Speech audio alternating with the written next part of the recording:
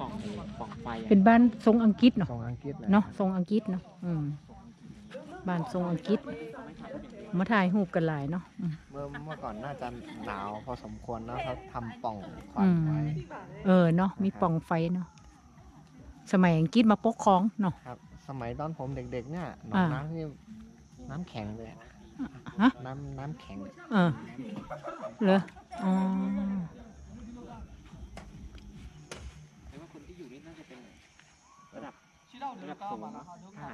อากาศก็จะเย็นเนาะตรงนี้เนาะนี่อากาศเย็นดีถอดกันอันนั้นก็เป็นอีกหลังนึงใช่ไหมอีกหลังลงไป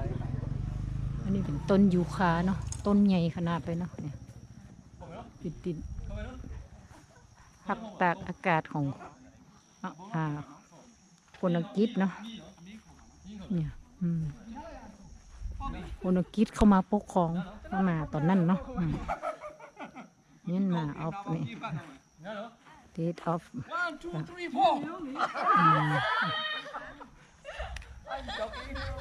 date of นี่จะ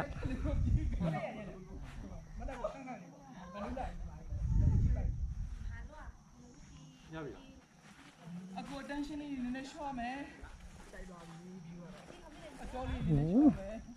ต้นยูคาลิปตัดมาต้นใหญ่เนาะต้นใหญ่แต่ใหญ่มากเนาะโอ้เก้าใหญ่ขนาดแล้วต้นยูคาลิปตัดเนี่ยดูเก้าใหญ่หลายปีเลยเนาะกี่ปีมันเจมั่วเนี่ยเนาะใหญ่แต่เลยเนาะต่ำ30 ปีดูโอ้ใหญ่ขนาดเลยเนาะถ้าจะเป็นต้นแหลกก็เนาะยังเป็นต้นอันแหลกเนี่ยที่มันใหญ่ขนาดเนี่ยเนาะกินเหมือนตะไคร้กินเหมือนตะไคร้มันเป็นบ้านแต่ก่อนนี่เขาอังกฤษเขามายึดครอง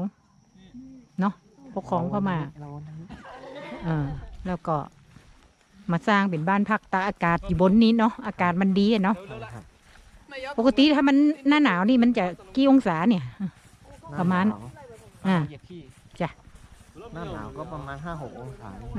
5-6 องศางามเนาะบ้านเขาแบบสไตล์ยุโรปอังกฤษนั่นก็แม่นเนาะต้องพูดน่ะบริเวณใช่ครับมันออกที่หนาวมีต้นสนเนาะต้นสนหลายเนี่ยต้นสนหนักจุดเนี่ยเป็นบ้านตากอากาศนะท่านไหนชอบเปรี้ยวเนี่ยอยากให้มาชิมของที่เหนือนี่เปรี้ยวจะต้องร้องขอชีวิตนะฮะต้นเปรี้ยวจริงส้มขนาดได้แหละข้างหน้านั้นน่าจะเป็นยามไหมหรือว่าเก็บน้ำให้กับเก็บน้ำเอามาใช้กับที่บ้านหลังนี้นะเก็บน้ำไว้ใจ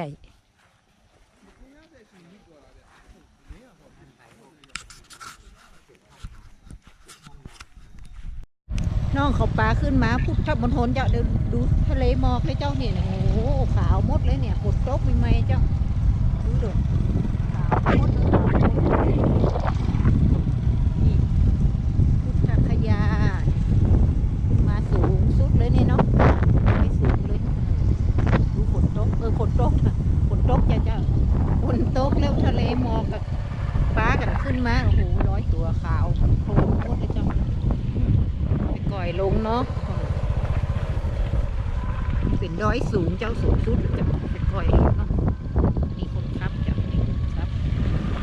ขอบคุณนะ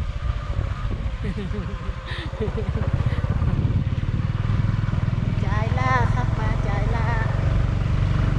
เดี๋ยวทะเลหมอก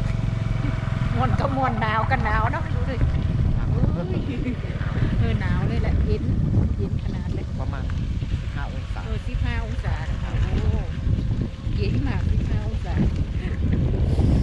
แล้วผมมีเสื้อกันฝนตายเลยหนาวมากมีหมอกขาวข้างหน้ามองไม่เห็นทางเห็นตางเลยเนาะดูโมงดูต้องก่อยลงเปิดไฟเลยเนาะเปิดไฟแล้วไปดู เลหมอกมาขาวโพ้น นี่เป็นจุดชมวิว จุดชมวิวบอกเลยทางลงเราจะทางลงแล้วค่ะวีหายตัว ยังไม่เห็นตัวเลยนี่ดงดอกกุหลาบ วัดเขา ลึกทะเลหมอกขาวโพลนเนี้ยเลยสนุกสนาน มาครั้งนี้สนุกสนานที่เชียงตุง มองไม่เห็นทาง เจอทะเลหมอกฝนตกฝนตกไหมเนาะมันจะเกิดขึ้นอ่ะถ้าฝนบนตกก็บอกให้ได้หันมาเนาะเจอทะเลหมอกหมอกขาวหมดเลยขาวไปหมดเลยนี่ ใบร่มขึ้น ไว้รุ่นชอมปิ้งมันต้องบอกว่าอย่างกำแล้วเนาะขี่รถเนาะโอ้โหขึ้นดอยเอาซ่อนกัน2-3 คนก็เอาแป้เนาะ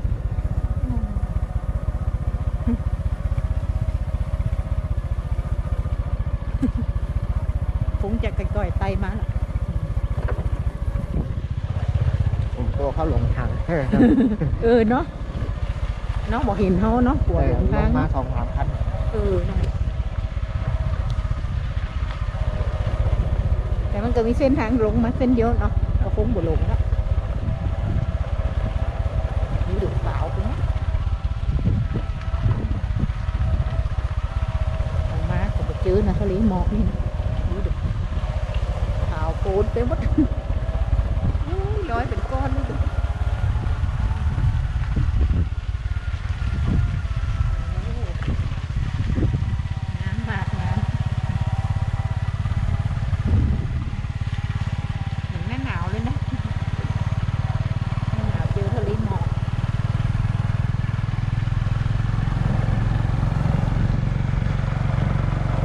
โอ้ตรงนี้บอกให้มีฝนนั่นหมอกลมวิ่ง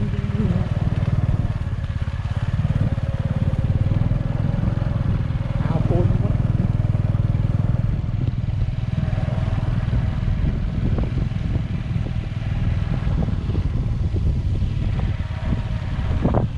งามงามงามงามดูงามเนาะโอ้หมอก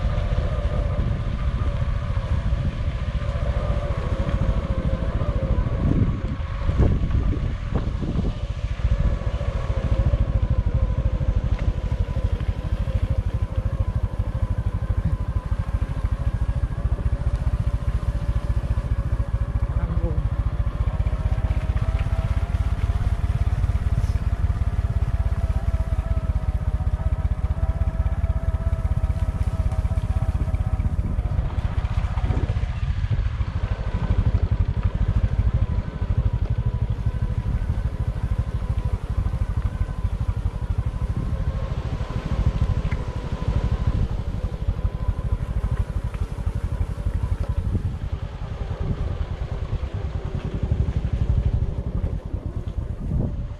ทางใดเนี่ยหลายแยกจอดร้อนแค่นี้ดีกว่าเนาะ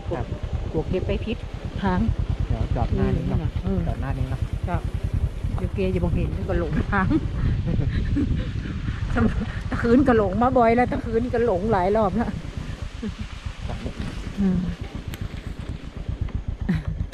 พม่า ฮะ ปกตาอูยิน ปุกตะอุยินแปลว่า ก็สอนพุทธเจ้าเนี่ยมาทำบุญ ส่วนพุทธเจ้า ก็มันจะมีศาลาเป็นหลัง อืม ขึ้นอยู่กับศรัทธาสร้าง เจ้า ไว้ อืมดอกไม้ก็งามงามสีม่วง ติดใจดอกไม้ ชอบดอกไม้ ดอกไม้งามนะผิวสวยดอกไม้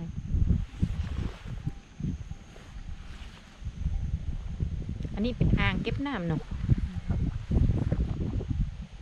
อ่างเก็บน้ำดอย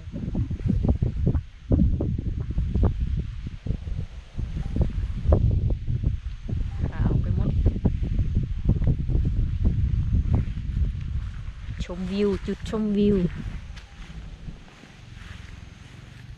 ได้ยินเสียงรถมาละแกจะเป็นยังไงดูดิเริ่มรู้แล้ว เริ่มดูแล้วสังเกตเห็นละสังเกตเห็นละนี่มาทางนี้เดี๋ยวหลงดอยเด้อ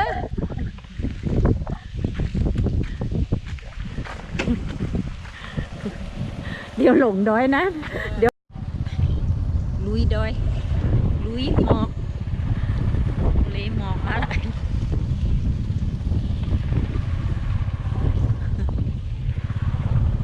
เอาละกลางหลงแล้วกับนี่เอาลงดอยแล้วเด้อเอาค่อยๆลงเด้อตอนนี้ลงเหยียบสิเหยียบ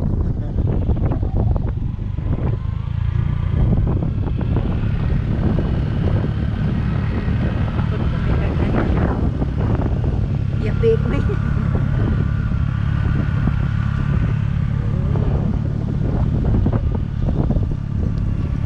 ฝนตีสูงเลยเนาะหลายๆอย่างมาก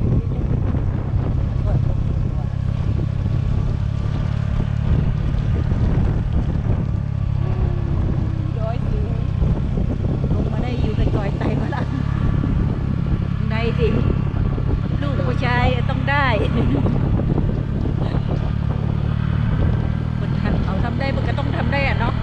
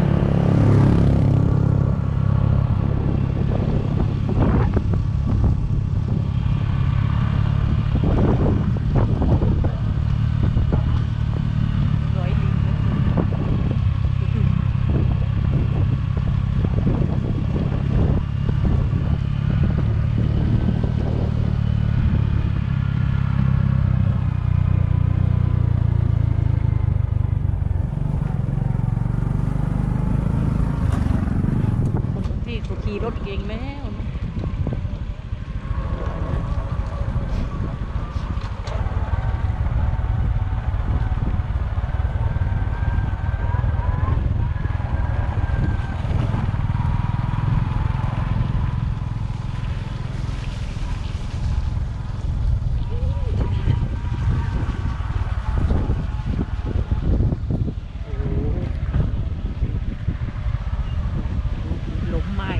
โยกเลย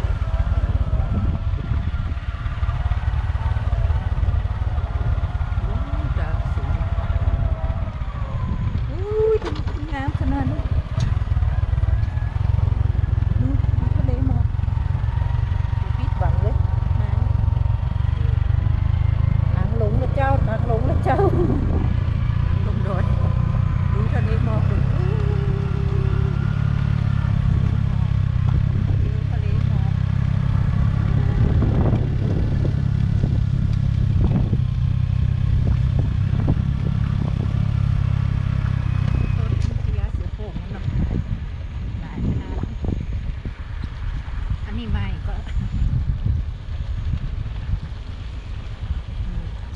เหมือนเย้ยเลยเหมือนไปกินเลยขี่รถอ่ะหอยมันนะแค่บนหน้าขวาละทางเป็นซีเมนต์เนาะมันจะบนหน้าขวาถ้าเป็นดินแดงนี่ลื่นแน่เนาะดินแดงนี่ลื่นเลย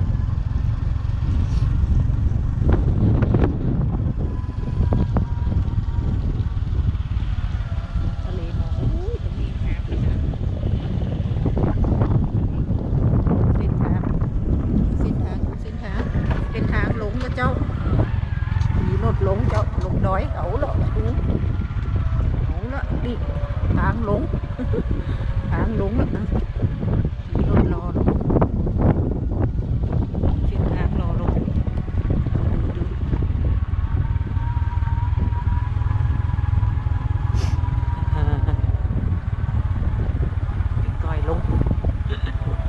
เส้นทางลงแล้วเจ้าลงดอยก้อยไตวิชัยหายเซ็ตอยู่บนปุ่นวิชัยวิชัยก็ก้อยลงแล้วตางโก่งสโลกโก่งเลย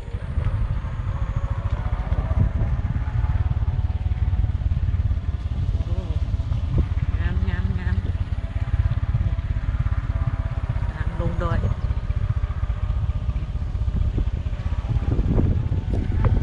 ปลาลงดอย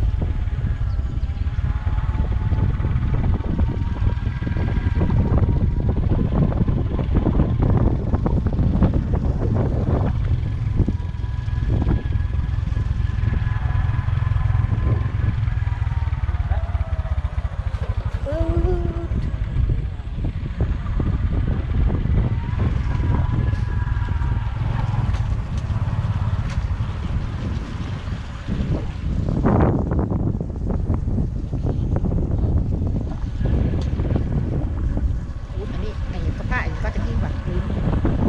ผ้าขาว ผ้าขาวนี่นะผ้าขาวไอ้ใหญ่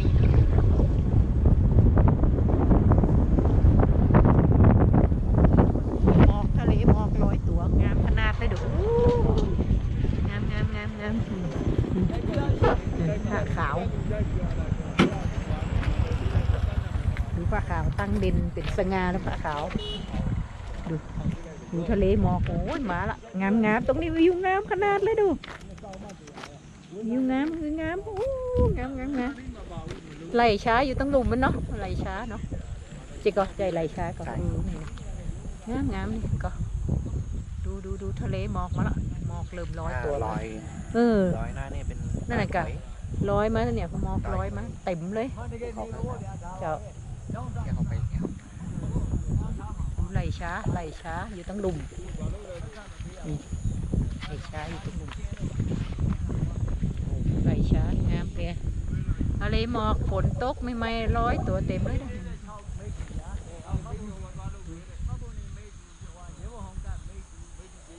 งามขนาดเลยเจ้างามดูไหลช้าเจ้า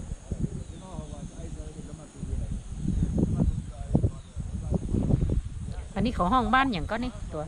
ดอยปางควายดอยปางควาย ดอยปากควายดอยปากควายเนาะโอ้เขาผ้าดูผ้าขาวเนาะงามเนาะงามเป็นสง่าเลยเนี่ยขาวงามเป็นสง่าทะเลหมอกก็ร้อยงามขนาดแล้วเจ้าฝนตกไม่เนาะดู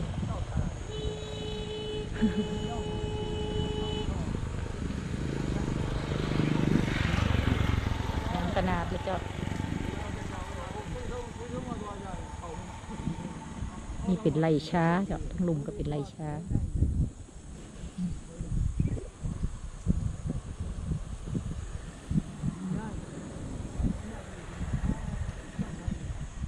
ไรช้า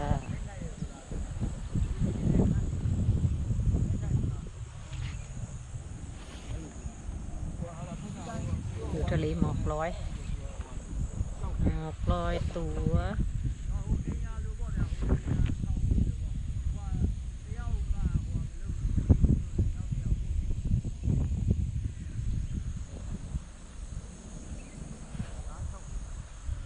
เป็นกลุ่มขาวมาแล้ว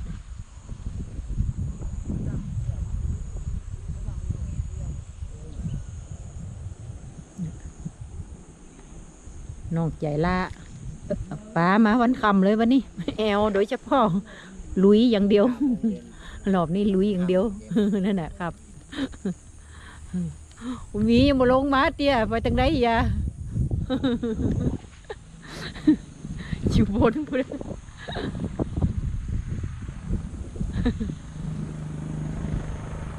ไอ้ก้อยไตลงมาเนี่ย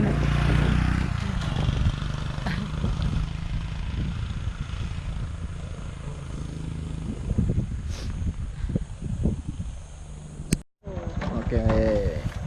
ทะเลหมอกจอกงามขนาดเลยเนี่ยมีไหลช้าอยู่ทั้งลุมเลยจ้ะเนี่ยหมอกกำลังร้อยตัวในฝน